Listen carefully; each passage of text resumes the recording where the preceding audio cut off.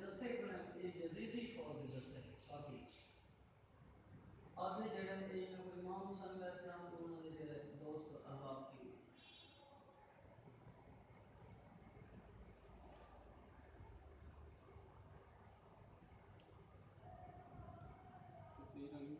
बड़े ने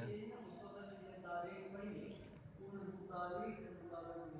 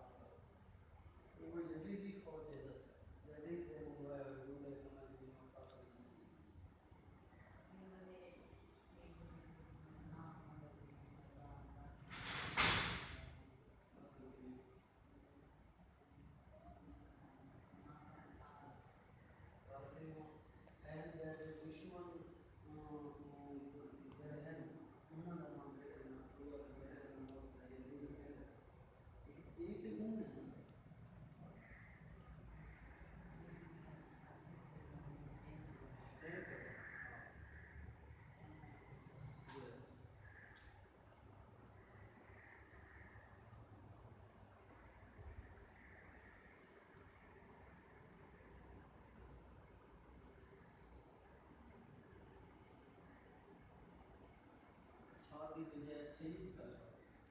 कोई तो इमाम हुसैन अलैहिस्सलाम के दोस्त थे करबला में शहीद है सही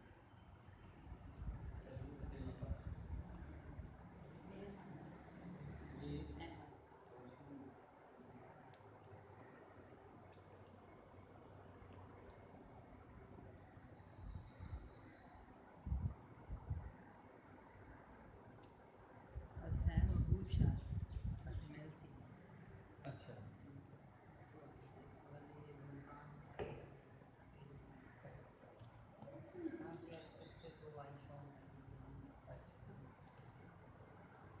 बाकी सारा का अकीदा एक सब सही नहीं ठीक है ना तो नज़दीक के लोग अक्सर आना अपने साथ करते हैं हाँ इसलिए नहीं जिन्होंने को हुक्म की वो दिया आप वास्ते अच्छा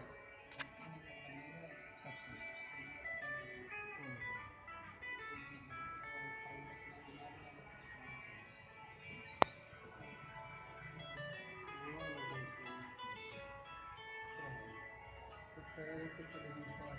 फिर